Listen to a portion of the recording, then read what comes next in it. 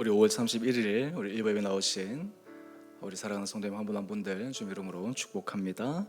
우리 함께 찬양하겠습니다. 하늘의 문을 여소서 찬양하십시다.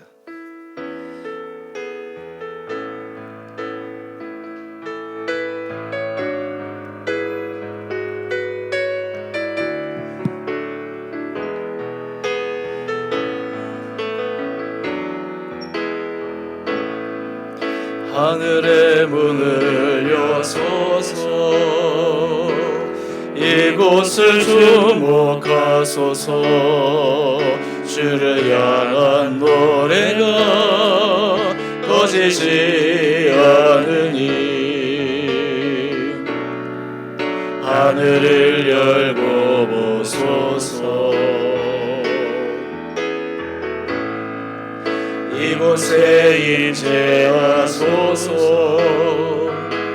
주님을 기다립니다. 기도의 향기가 하늘에 닿으니 주여 임재하여 주소서 이곳에 오셔서 이곳에 앉으소서 이곳에서 드리니 예배를 받으소서 주님의 주님의 이름만이 오직 주의 이름만 이곳에 있습니다. 이곳에 오셔서 이곳에 앉으소서 이곳에서 드리니 예배를 받으소서 주님의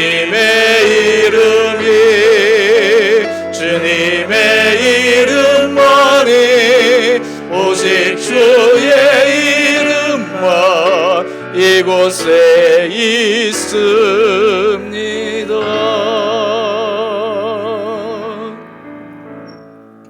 아멘.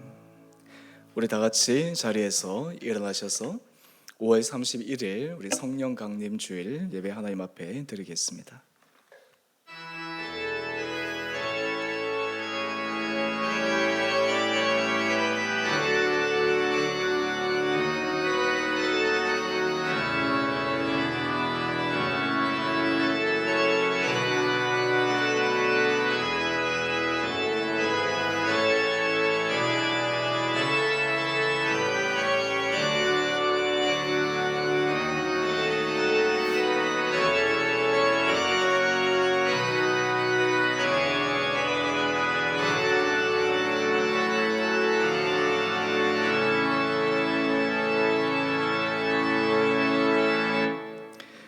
오직 성령이 너희에게 임하시면 너희가 권능을 받고 예루살렘과 온 유대와 사마리아와 땅끝까지 이르러 내 증인이 되리라. 사랑의 주님, 오늘 성령 강림 주일 우리의 삶이 예수 그리스도의 증인된 삶을 살아가는 은혜와 은총 허락하여 주옵소서.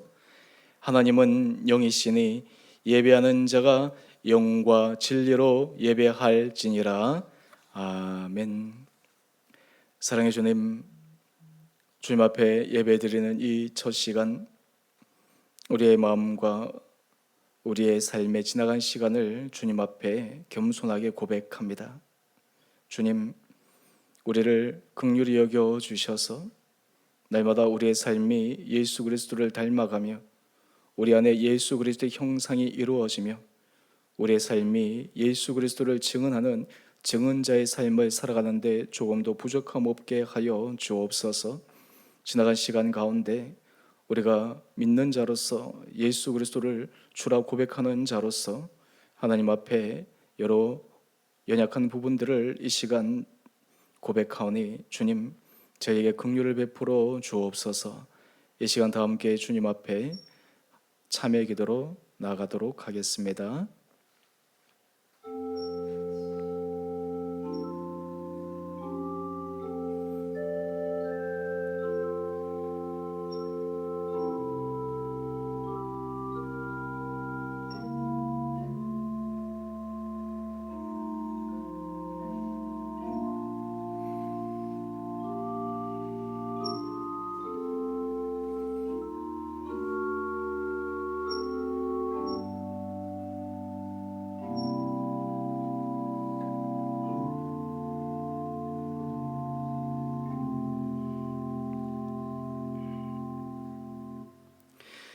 누구든지 그리스도 안에 있으면 새로운 피조물이라. 이전 것은 지나갔으니 보라 새 것이 되었도다.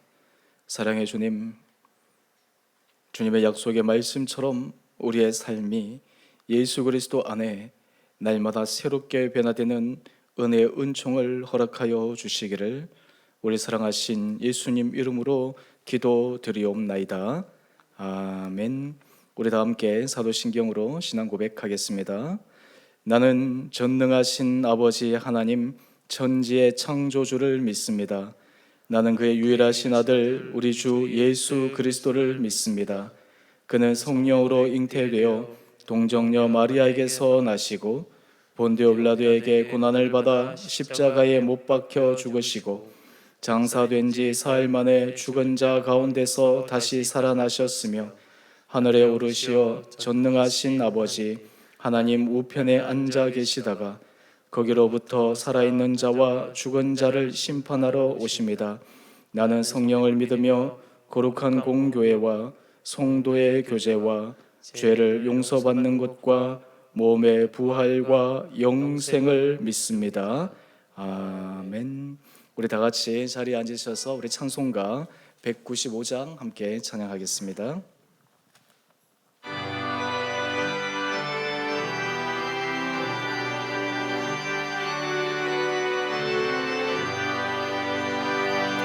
성령이여 우리 찬송 부를 때 진심으로 찬양하게 하소서. 성령이여 우리 기도드릴 때 우리 곁에 계셔 일러주소서. 성령이여 우리 성경 읽을 때 내 지혜로운 말씀 주시옵소서. 성령이여 우리 겸손해져서 우리 주와 같이 되게 하소서.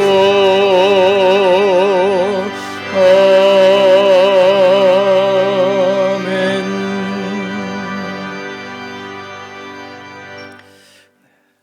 우리 교회의 소식입니다. 우리 오늘은 성령 강림 주일로 예배를 드립니다. 오늘 일부 예배 나오신 우리 모든 성도님, 우리 한 분 한 분들 주님 이름으로 환영하고 축복합니다. 요즘 우리 코로나19가 계속해서 여기저기서 산발적으로 일어나는 그런 상황에 우리가 예배를 드릴 때 좀 더 우리가 방역 수칙 이런 것들을 좀 주의를 기울여서 해야 될 것 같습니다. 그래서 오늘부터 우리가 예배 시에 마스크를 전원 다 착용하고 우리가 다 예배를 드릴 수 있도록 지금까지 잘해 주셨지만 다시 한번 부탁을 드립니다. 혹시 이 마스크가 조금 이게 호흡하기가 좀 불편하신 분들은 우리 입구에 우리 덴탈 마스크 준비되어 있어서 조금 호흡하기 편할 수 있습니다. 사용하시면 좋겠습니다. 우리 매달 첫 번째 새벽 기도회 때 드리는 오일삭 새벽 기도회와 또 그리고 매달 첫 주에 드리는 성찬 예식은 올해 당분간 진행하지 않도록 하겠습니다. 우리 현재 우리 공예배, 우리 주일 예배, 수요 예배, 우리 새벽 예배는 진행하고 있는데 그 외 다른 모임들은 가급적 여러 가지 상황을 지켜보면서 좀 진행을 중단하도록 하겠습니다. 우리 장로 임직식이 6월 14일 오후 2시에 있습니다. 그날 우리가 예배 마친 후에 현재 우리 교회에서 식사 제공이 되지 않는데 그날은 지금 도시락을 준비할 예정입니다. 그래서 마치시고 또 자유롭게 또 이렇게 식사하시고 우리 2시부터 우리 교회 장로 임직식에 우리 온 성도님들 함께 우리 동참해 주시고 또 같이 주께서 우리 교회에 주신 그 은혜 또 앞으로 하나님께서 부어주실 그 섭리들을 기대하면서 같이 축하하시고 또 같이 그 은혜 나누시는 귀한 시간에 동참해 주시고 또 함께 기도해 주시기 바랍니다. 내일 모레 화요일 우리 평북노회 노회가 있습니다. 이 평북노회 노회가 지금 코로나19 때문에 전체적으로 예전엔 다 모여서 했는데 지금은 조금 다른 방식으로 이제 출석하고 모이고 합니다. 그래서 이 노회가 잘 통과되어야지 이제 이후에 모든 진행들이 다 진행이 되는데요. 하여튼 평북노회 노회가 은혜 가운데 잘 진행될 수 있도록 기도해 주시기 바랍니다. 우리 6월 생명의 삶 큐티책이 나왔습니다. 우리 구역장님들 통해서 또 받으시거나 또 우리 개별적으로 또 구매해 주시기 바랍니다. 우리 나머지는 우리 주보를 참조해 주시기 바랍니다. 우리 시간 함께 하나님 앞에 기도하도록 하겠습니다. 사랑해 주님, 참으로 감사합니다. 우리의 전 삶이 주님 앞에 쓰임받고 또한 주님의 은혜 가운데 여러 가지 코로나19로 어수선하고 조심스러운 상황에서도 우리 성도님 한 분 한 분들을 건강함으로 붙들어 주시니 참으로 감사합니다. 우리 성도들 삶에 날마다 주님의 은혜가 늘 넘치게 하여 주시고 또한 주님께서 우리에게 주신 사랑을 기억하여 이 시간 구별하여 드리는 거룩한 예물을 주님께서 기뻐 받아 주시고 우리 안에 정말 주님의 깊은 임재를 경험하며 우리의 삶이 날마다 하나님 앞에 아름답게 이끌림을 받는 복된 삶 되게 하여 주옵소서. 오늘 일부 예배 나오신 우리 사랑하는 성도들 또한 영상으로 예배를 들으시는 우리 성도들 모든 자리마다 하나님께서 은혜 더하여 주셔서 주께서 우리를 지키시고 보호하시고 도와주시는 그 전능하신 주님의 은혜의 손길을 기대하며 우리의 심령이 또 우리의 삶이 놀라운 기대감으로 나갈 수 있는 은혜의 예배 시간 되게 하여 주옵소서. 오늘 우리의 전 예배가 주님 앞에 아름답게 상달되어지는 복된 예배가 되기를 간절히 소망드리며 우리 사랑하신 예수님 이름으로 감사기도 드리옵나이다. 아멘.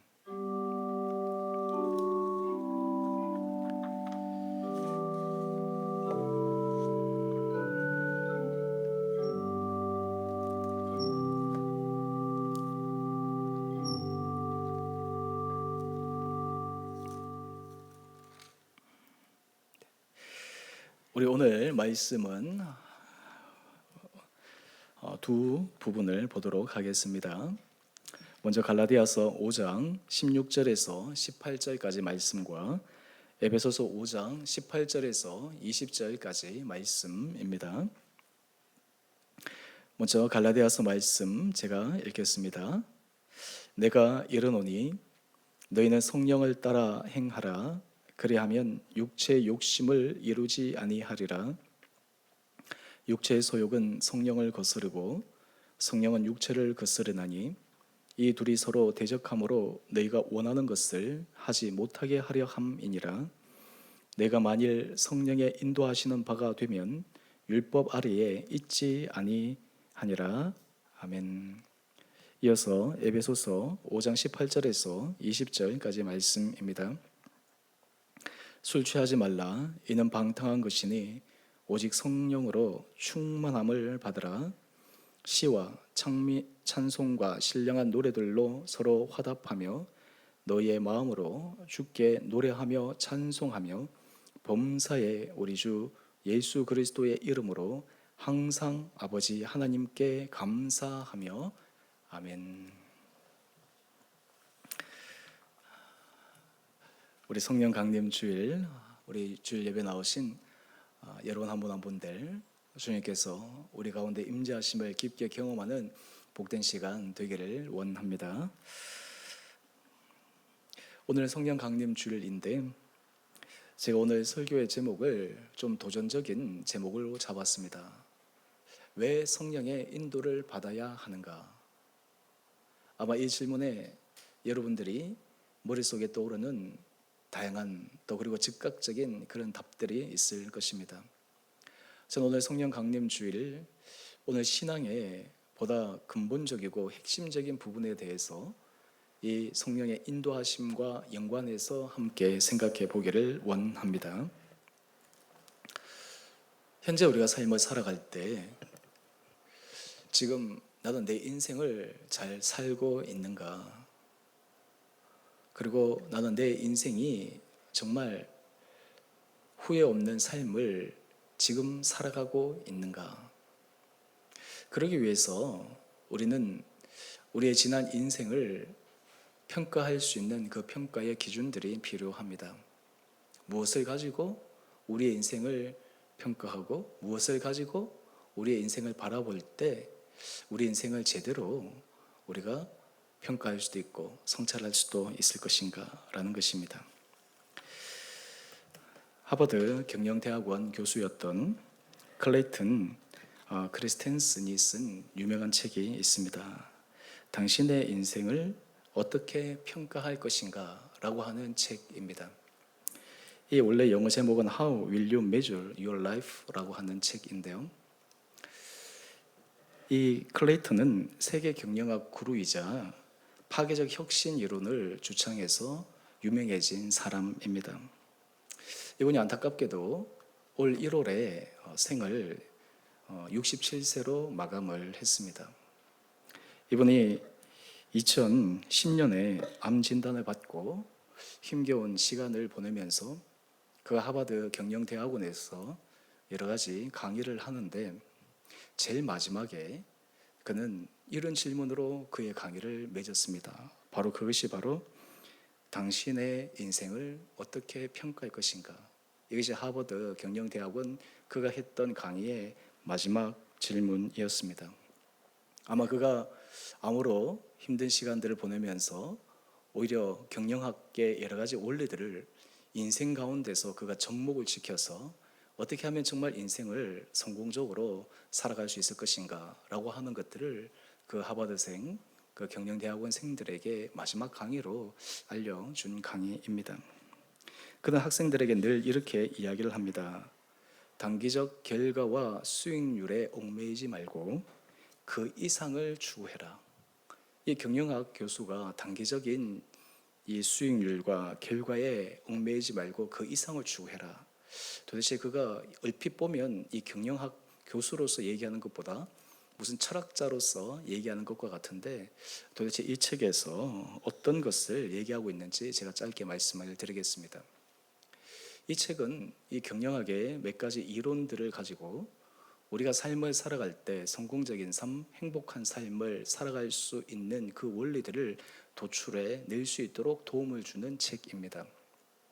그는 회사를 경영하는 사람들이 흔히 빠지기 쉬운 함정 가운데 하나는 바로 인센티브 이론이 회사를 더 강하게 또 그리고 건강하게 만들 수 있을 것이다 라는 생각에 빠져 있다는 것입니다. 예를 들면 직원들에게 내가 월급도 많이 주고 잘하면 포상급도 많이 주고 또 좋은 환경도 제공해 주고 그렇게 하면 이 직원들이 회사에 더 올인하고 최선을 다해서 잘할 것이다.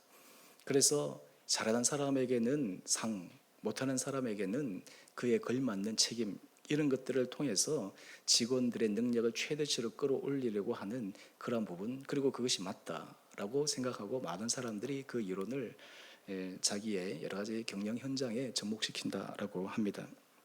그런데 그가 이 여러 가지 회사들이나 또 그리고 하버드 경영 대학원 졸업생들의 삶을 가만히 보게 되면 과연 그것이 정말 회사를 건강하게 만들었는가?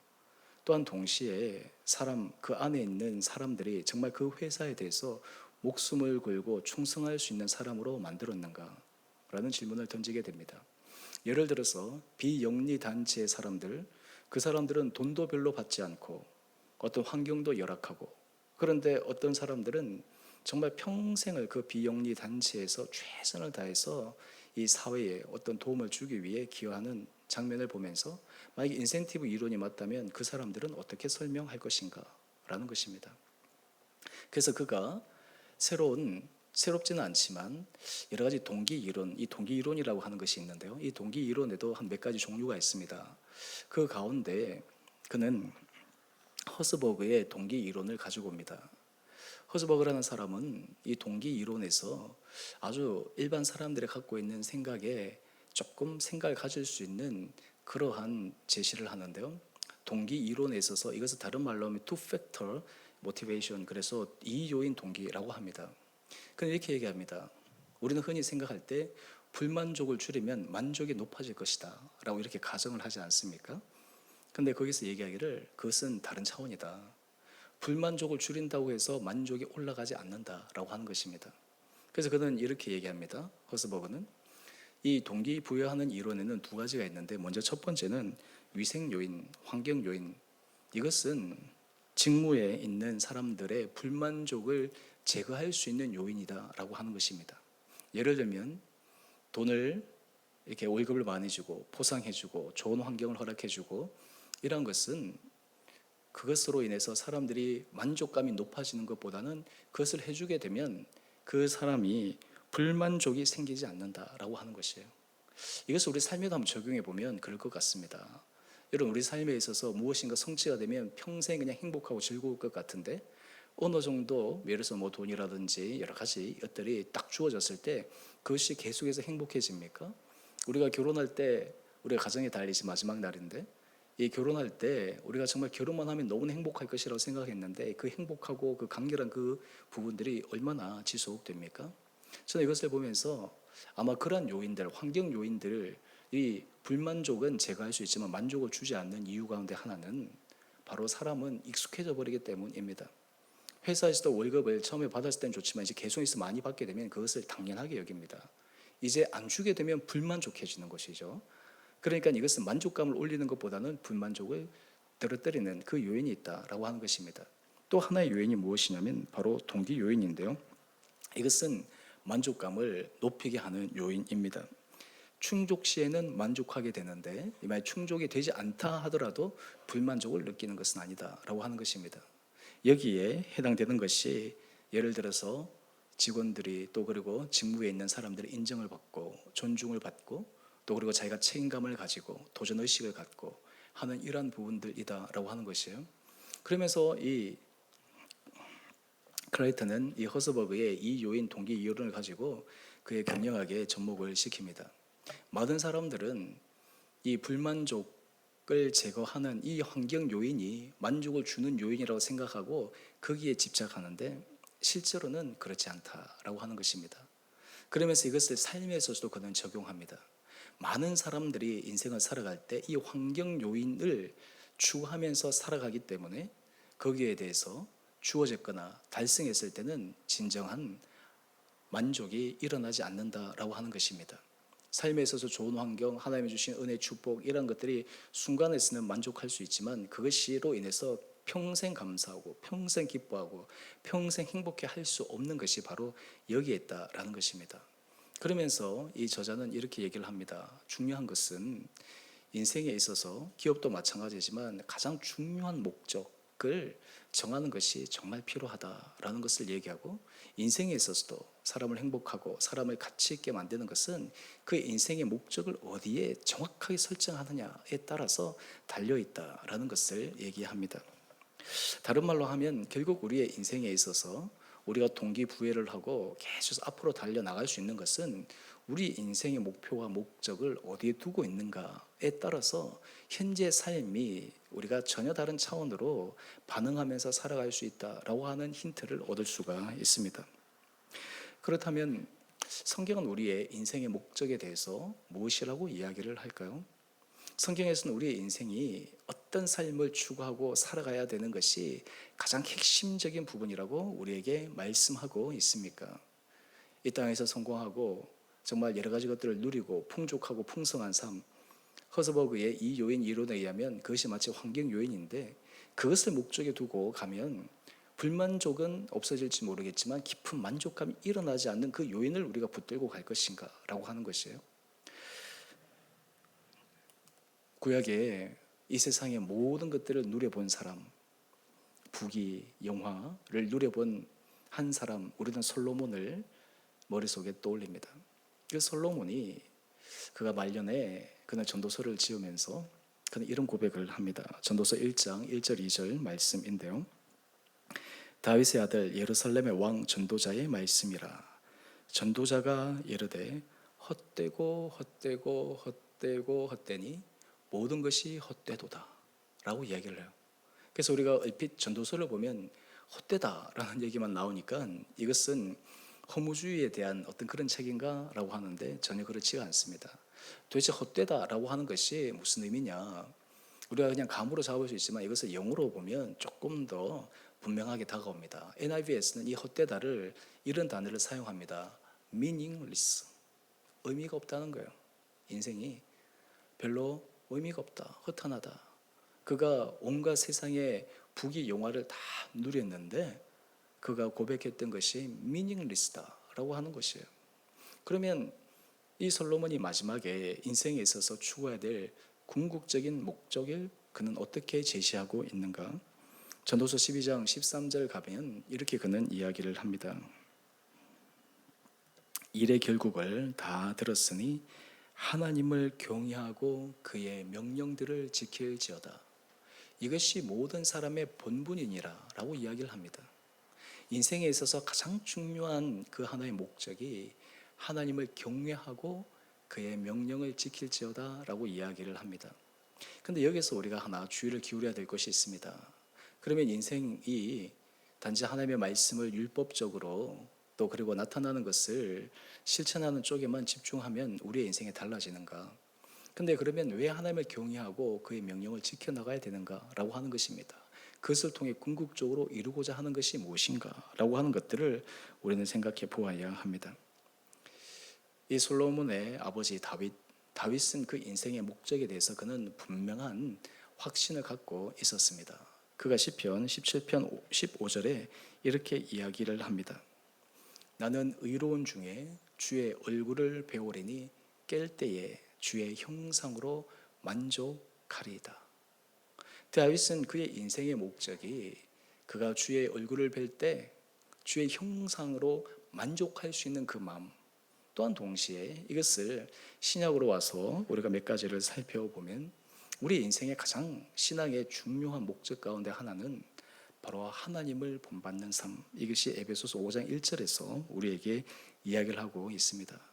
뿐만 아니라 갈라디아서 4장 19절은 사도 바울이 이렇게 이야기를 합니다. 나의 자녀들아, 너희 속에 그리스도의 형상을 이루기까지 다시 너희를 위하여 해산하는 수고를 하노니. 여러분, 우리 인생에 있어서 하나님께서 주시고자 하시는 가장 핵심적이고 본질적인 목적은 우리 안에 예수 그리스도의 형상을 만들어가는 것이에요. 이것이 바로 핵심적인 요인이고 바로 그 요인을 걸어갈 때 우리 인생이 참으로 의미 있는 삶을 살아갈 수 있다라고 하는 것입니다. 또 하나 말씀을 더 보면 요한일서 3장 2절은 또한 이렇게 얘기합니다. 사랑하는 자들아, 우리가 지금은 하나님의 자녀라. 장래에 어떻게 될지는 아직 나타나지 아니하였으나 그가 나타나시면 우리가 그와 같을 줄을 아는 것은, 한마디로 얘기해서 우리가 예수 그리스도와 같이 같을 수 있다라고 하는 그 기대감으로 살아가는 것이 인생에 있어서 가장 높은 중요한 목적이다라고 하는 것입니다. 다른 것들은 하나님의 은혜 가운데 우리에게 주신 은혜를 따라 걸어가지만 우리가 추구해야 될 가장 높은 이상적인 그런 가치 그리고 목적은 바로 어떻게 하면 예수 그리스도의 은혜, 예수 그리스도의 사랑으로 우리가 예수 그리스도의 형상을 닮아갈 수 있을까라고 하는 것입니다.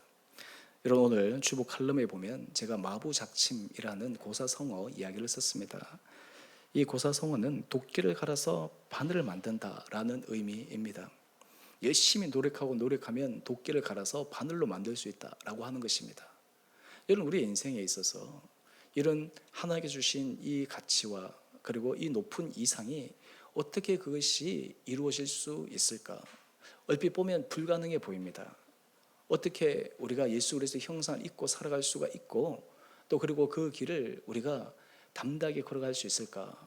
우리가 사실 도전조차 하고 싶지 않는 마음이 듭니다. 너무나 멀기 때문에. 바로 여기에 키가 있습니다. 바로 이 길을 걸어가게 하시는 분이 성령님이십니다.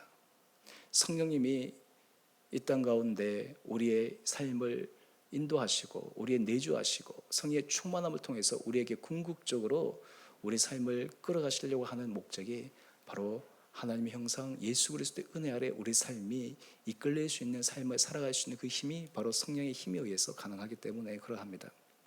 오늘 그렇다면 이 성령님을 통해서 우리가 어떻게 그 길을 걸어갈 수 있는가? 우리가 한 두 가지 차원에서 함께 말씀을 살펴보기를 원합니다. 먼저 첫 번째는 성령님은 육체의 소욕을 다스리게 하십니다.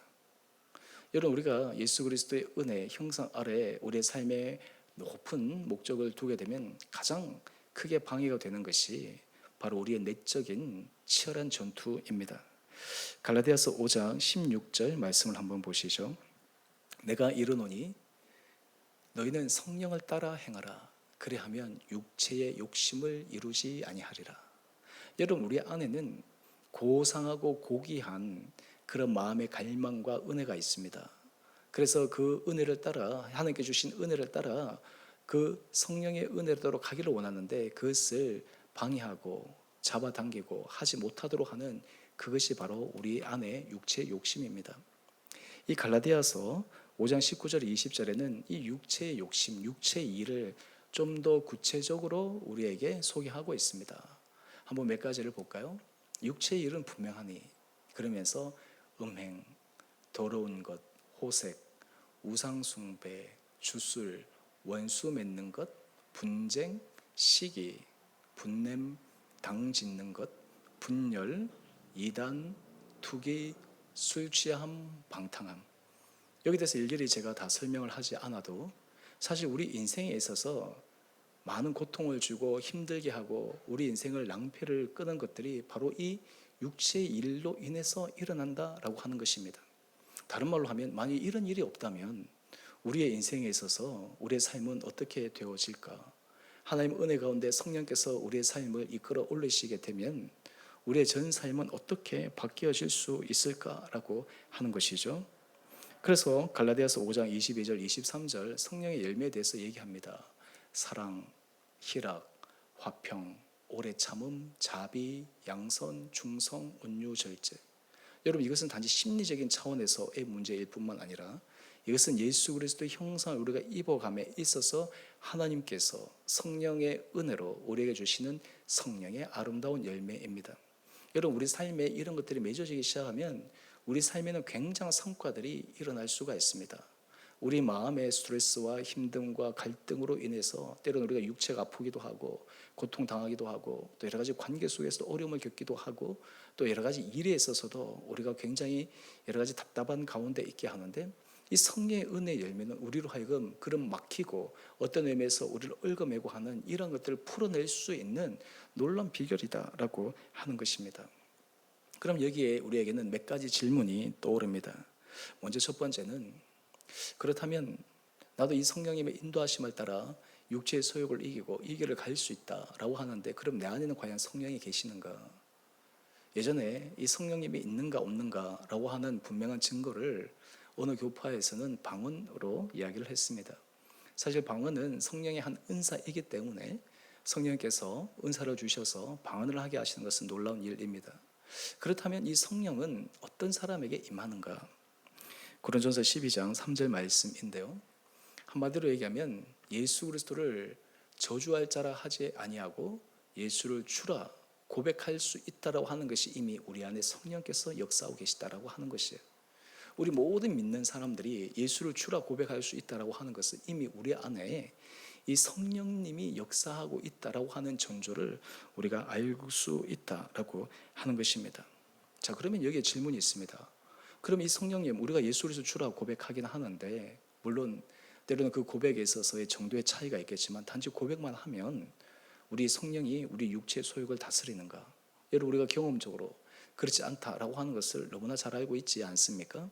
오늘 성경에서도 그렇게 말씀하고 있습니다.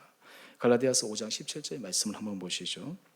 육체의 소욕은 성령을 거스르고 성령은 육체를 거스르나니 이 둘이 서로 대적함으로 내가 원하는 것을 하지 못하게 하려 함이니라. 성령의 소욕이 있고 한데 이 육체의 소욕도 너무 강해서 서로 치열하게 대적함으로 원하는 것을 하지 못한다라고 하는 것이에요. 그래서 심지어는 사도 바울도 이런 고백을 합니다. 로마서 8장 23절 말씀인데요.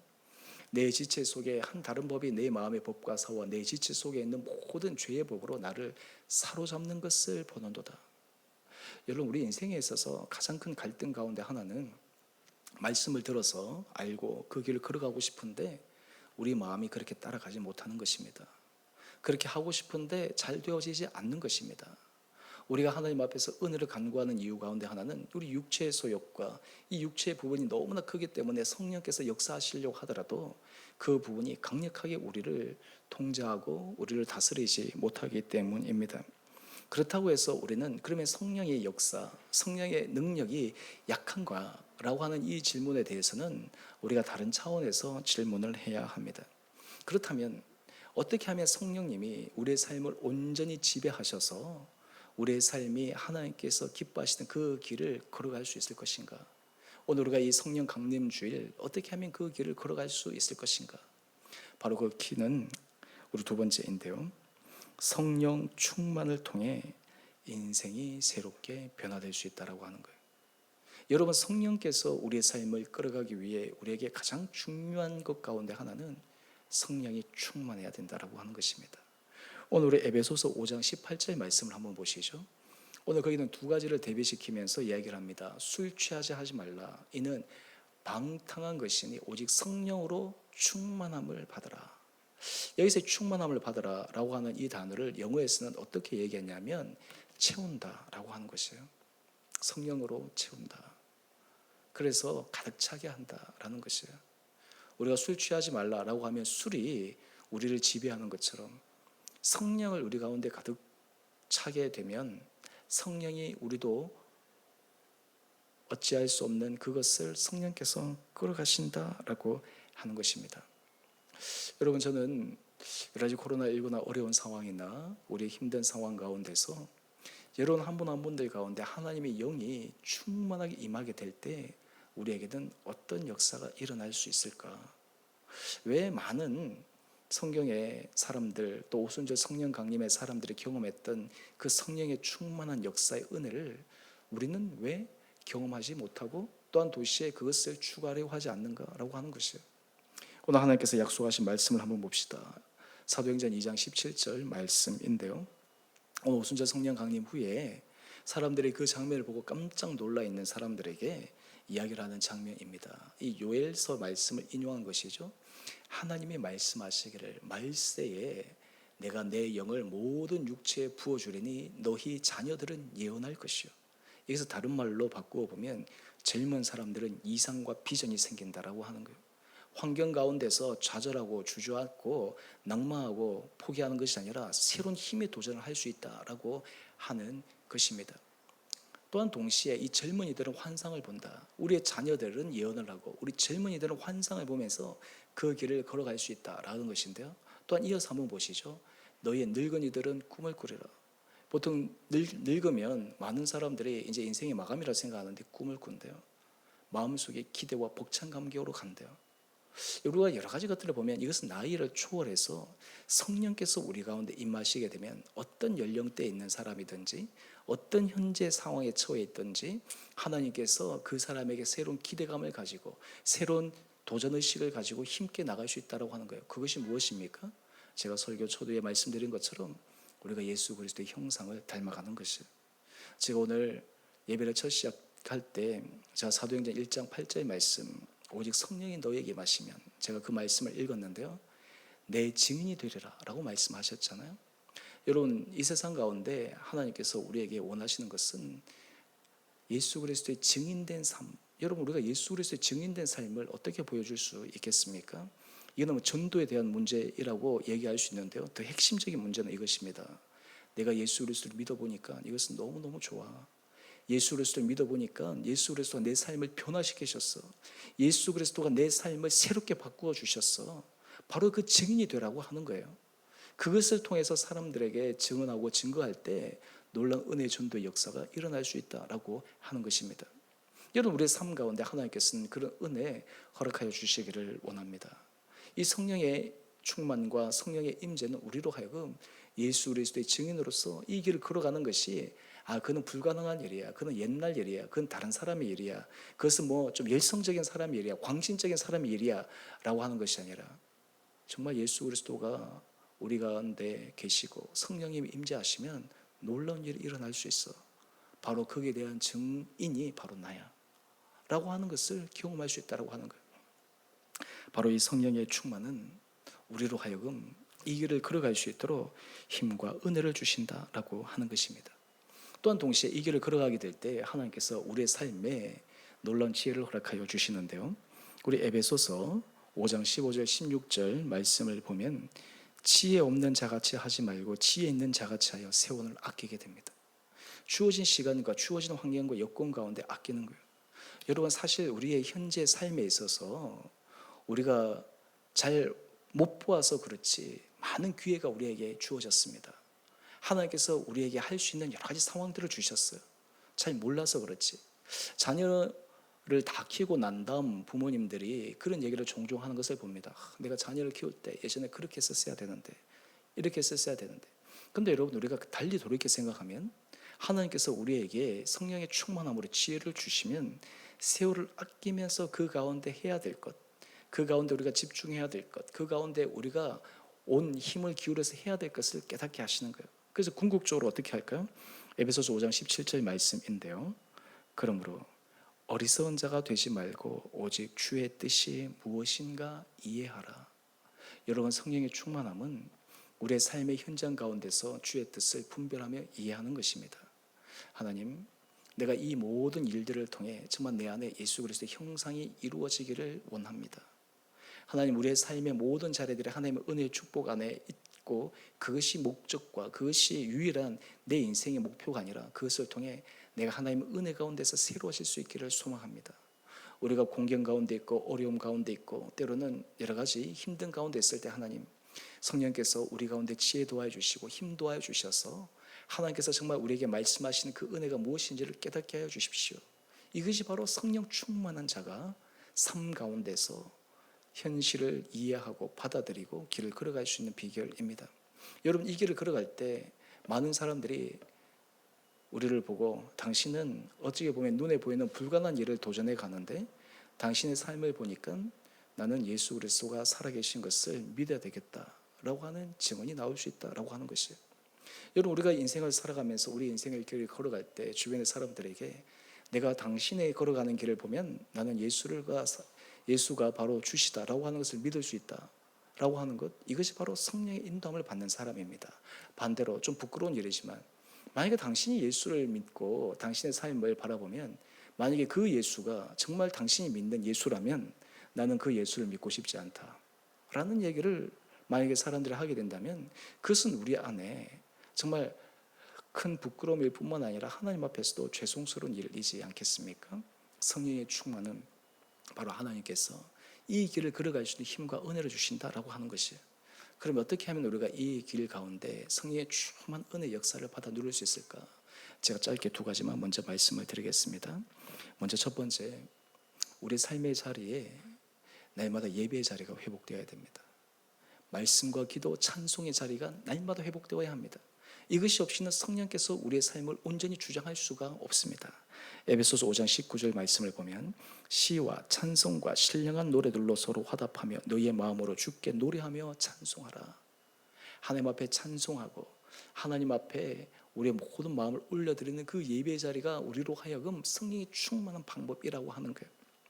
사도행전 1장 14절 오순절 마가의 다락방에 성령이 임할 때 예수님께서 하신 말씀, 너희는 마음을 다해서 힘써 기도하라고 했을 때 그들이 모여서 기도합니다. 사도행전 1장 14절 말씀인데요, 그들이 마음을 다하여 오로지 기도에 힘쓰니라.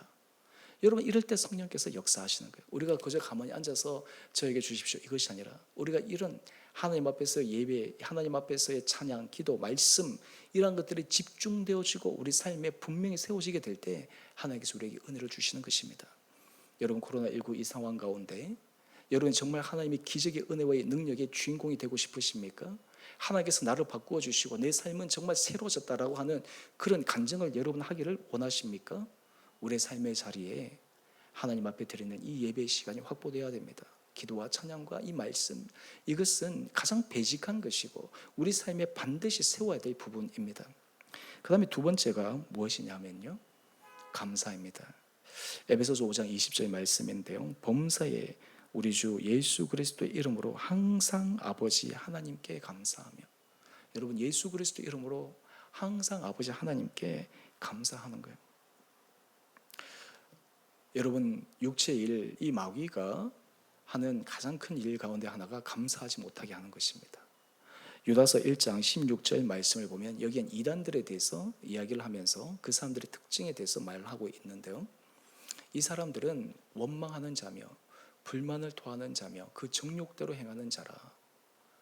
감사와 대비되는 것이에요. 여러분, 우리가 이 감사를 통해서 하나님의 은혜, 하나님의 영 성령님이 우리 가운데 임하시는 거예요. 그래서 시편 50편 22절 말씀인데 우리 다 같이 함께 읽어볼까요? 우리 마지막 말씀인데요. 같이 읽어보겠습니다. 시작. 감사로 제사를 드리는 자가 나를 영화롭게 하나니 그의 행위를 옳게 하는 자에게 내가 하나님의 구원을 보이리라. 여러분, 우리가 예배와 감사는 결합되어 있습니다.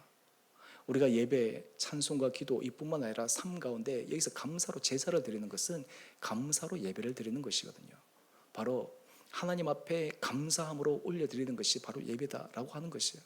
여러분, 이렇게 될 때 우리의 삶에 성령께서 기름 부어주시는 거예요. 성령께서 우리의 삶의 문을 열어주시는 것입니다. 저는 바라기는 이 성령, 이 강림주일 우리의 삶에 이 예배와 이 감사가 다시 한번 견고하게 세워진 은혜가 여러분들 가운데 있게 되기를 소망합니다. 특별히 저는 이 감사를 위해 우리는 가까운 사람에게서부터 감사의 고백을 하는 훈련을 해야 합니다. 우리 가족들, 여러분 처음에 결혼하고 하면 이런 것이 있어요. 익숙해지는 것이 당연해지는 거예요. 좋은 장점은 당연한 것이고 안 좋은 점을 가지고 우리가 힘들어하는데 사실은 그것은 당연한 것이 아니에요. 우리에게 주신 하나님의 선물입니다. 그래서 많은 사람들이 그것을 당연하게 받아들이니까 감사하지 못하는 거예요. 그래서 우리가 감사해야 됩니다. 우리 교회 공동체도 마찬가지입니다. 우리 교회 공동체 안에서도 우리가 서로에 대해서 깊은 감사하는 마음을 가지고 있어야 합니다. 특별히 우리가 교회를 위해서 헌신하고 봉사하시는 그런 분들이 있지 않습니까? 그런 분들에 대해서 우리가 감사하는 그런 표현 훈련들이 필요한 거예요. 저분은 당연히 하는 것이니까 당연한 것이지 이것이 아니에요. 정말 감사합니다. 예를 들어서 방송이라든지 반주라든지 성가대라든지 식당이라든지 안내라든지 재정부라든지 그런 사람들을 볼 때 저분은 당연히 하는 것이지 이게 아니에요.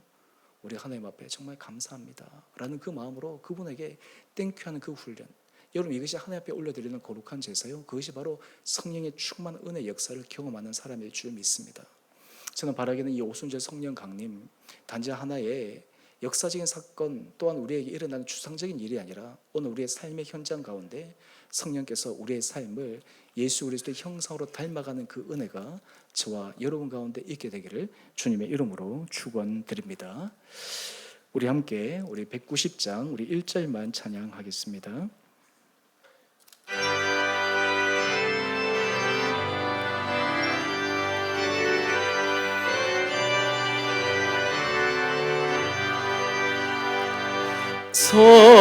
성령이여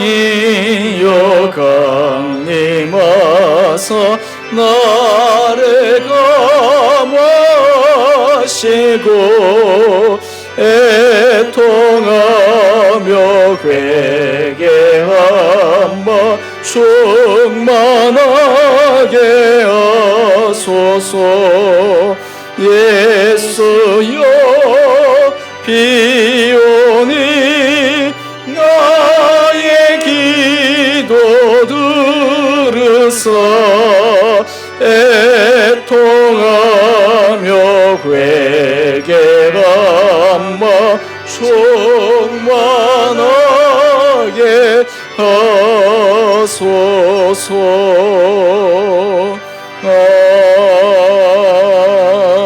아멘. 우리 함께 기도하겠습니다.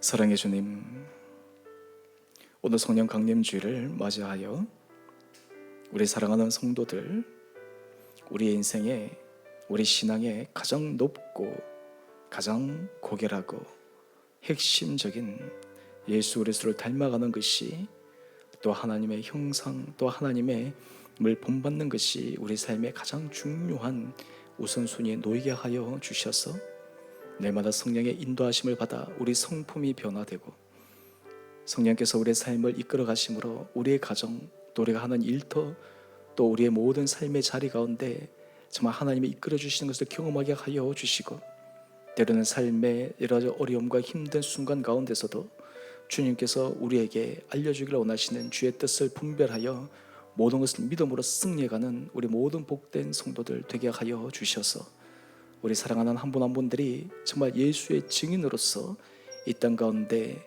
우리 가정을 새롭게 하고 우리의 만나는 사람에게 도전을 주며 우리 교회가 정말 주님 앞에 존귀하게 쓰임받고 우리가 일상의 삶 가운데 정말 예수 그리스도를 증언하는 복된 자로 삶을 살아가는 은혜가 우리 온 성도들 가운데 임하게 하여 주옵소서. 이제는 우리 주 예수 그리스도의 은혜와 하나님 아버지의 지극하신 사랑하심과 성령의 충만한 역사가 오늘 왜 성령의 인도함을 받아야 하는가라고 하는 이 질문하에 다시 한번 우리의 삶의 목적과 우리의 삶의 걸음과 또 우리의 삶의 모든 열매들을 점검하며 성령의 은혜의 인도함을 따라 살아가기로 소망하며 결단하는 주의 사랑하는 성도님 한 분 한 분들 가운데 가정과 일터와 자녀 그리고 주의 몸된 교회 가운데 이제로부터 영원토록 함께 계시기를 간절히 축원드리옵나이다. 아멘.